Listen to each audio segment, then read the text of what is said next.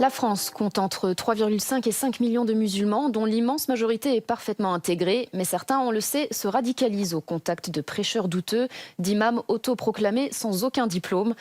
Alors pour concilier religion et intégration, faut-il créer un islam de France? Le sujet est sensible. La séparation de l'Église et de l'État ne permet pas au gouvernement français de s'immiscer dans les affaires du culte. Pour le Premier ministre Manuel Valls, la solution passe par une meilleure formation des imams. Où en est-on actuellement et vers quoi cette formation pourrait-elle évoluer? On fait le point avec Fanny Lépine. Ce pays instruit nos enfants, soigne nos malades, assiste les plus faibles d'entre nous.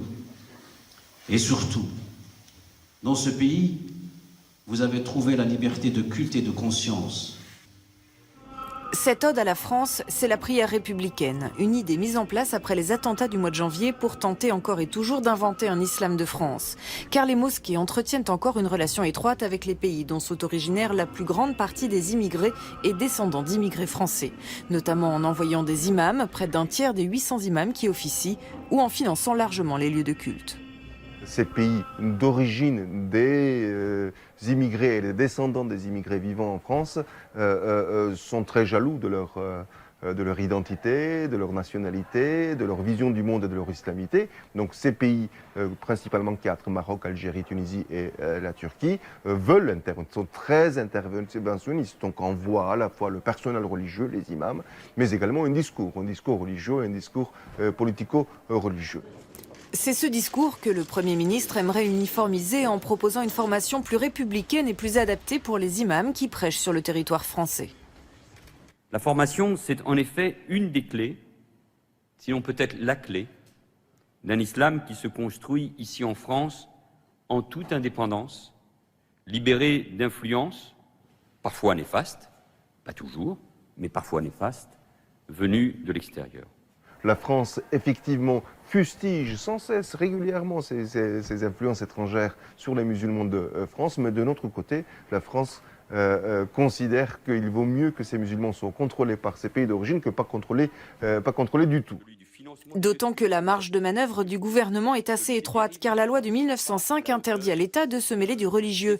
Il faut donc d'une main imposer un discours de fermeté, de l'autre entendre les revendications des musulmans de France, tout en veillant à bien rester à sa place, un vrai numéro d'équilibriste. D'ici la fin de l'année, le gouvernement français souhaite mettre en place un cursus universitaire de formation civique et civile pour les imams et aumôniers. En attendant, le Maroc prend les devants avec l'ouverture de centres de formation des imams. Le roi Mohamed VI, commandeur des croyants au Maroc, se place ainsi à la tête d'un mouvement qui vante un islam modéré et tolérant.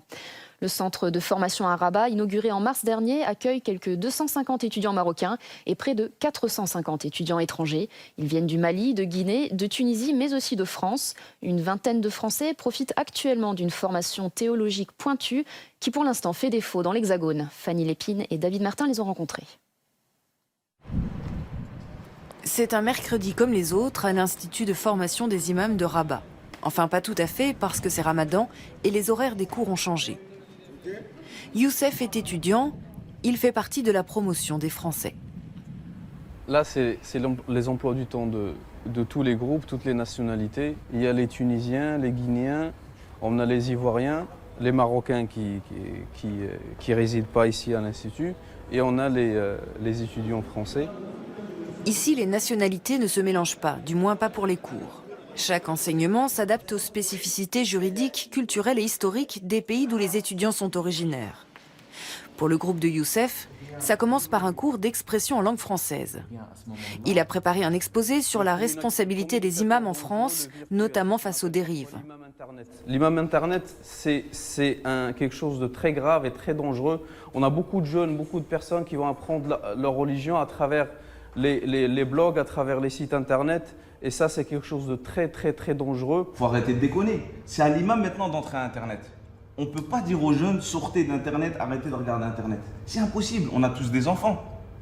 Nos enfants, ils ont ça dans le sang maintenant. Ils ont tété Internet, c'est comme ça.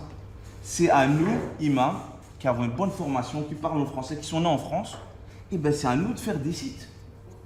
C'est aussi l'occasion de défendre le rôle de l'imam au moment où en France, on pointe sa responsabilité dans la radicalisation de certains jeunes. La plupart de ceux qui ont commis des attentats on va rester en France, c'est des gens qui ne fréquentaient pas beaucoup les mosquées. C'est un fait. Et ça, c'est problématique parce que, comme il dit Abd Hakim, on demande à l'imam de trouver des solutions, alors qu'à la base, ces gens-là qui vont faire ce genre de choses, ils ne fréquentent pas la mosquée. Ils ne sont pas là, donc il va prêcher qui, il va parler à qui? 12h30, c'est l'heure de la deuxième prière. C'est Abdelkrim, l'un des étudiants français, qui fait l'appel.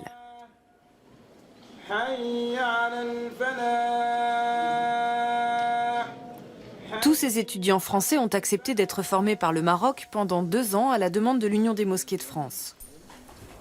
Pour renforcer ses connaissances en théologie, Youssef a laissé chez lui à Saint-Étienne sa femme et ses 2 enfants. C'est la petite Harmonie et c'est le petit Nizar. Elle a 4 ans, il a 10 mois à peu près. T'as bien dormi? Alors, c'était bien hier la sortie? Mais Youssef sait pourquoi il fait ses sacrifices, parce qu'il a la vocation chevillée au corps. On ne peut pas autoriser à tout le monde de monter sur la chaire et de faire des prêches sans qu'il y ait une référence ou sans qu'il y ait un cadre ou sans qu'il y ait un diplôme qui dit que telle ou telle personne sont compétentes, elles peuvent exercer l'imam. Les dérives religieuses, c'est quelque chose que le Maroc connaît bien. Depuis les attentats de 2003, le royaume veut tout contrôler et notamment les prêches dans les mosquées. Un tour de vis sécuritaire qui s'accompagne d'un discours ouvert et tolérant envers ses étudiants, notamment étrangers. Pour le cours de foi musulmane, c'est le chef de cabinet du ministre des Affaires islamiques en personne qui est venu prêcher la bonne parole. Les divergences de point de vue, c'est quelque chose de primordial. C'est un point fondamental que les musulmans doivent intégrer. Cette parole modérée est fidèle au rite malékite, un des courants de l'islam sunnite que le Maroc a adopté et qu'il veut exporter, même si officiellement il se défend de tout prosélytisme. Il n'y a pas un groupe d'étudiants ici qui n'avait pas formulé une demande auparavant, que ce soit directement, indirectement ou à travers des institutions, des associations ou même des États. Le Maroc a toujours porté ce flambeau d'une religion musulmane tolérante. On est dans ce cadre et on est devant un devoir religieux, humain. Zakaria, allez, hein. Compte sur toi. 1 heure avant la rupture du jeûne, les étudiants se retrouvent sur le terrain de foot. Ce soir, c'est les Français contre les Tunisiens et visiblement, c'est la Tunisie qui gagne. Tu la rates, tu manges pas après, hein. Ah. Et on gagne souvent. Hein. Là, vous êtes venu là, mais vous serez venu hier, avant-hier, c'est la même chose. On est toujours là. Pour le moment, ils sont une vingtaine à vivre à l'Institut, mais le roi a donné son accord pour accueillir 50 étudiants français. Ils sont logés, nourris, blanchis et reçoivent chaque mois une bourse de 200 €. L'Institut est victime de son succès et envisage déjà de s'agrandir. C'est quand Youssef et les autres rentreront chez eux qu'ils partageront ce qu'ils ont appris ici, qu'on saura si le modèle marocain est bien accueilli en France.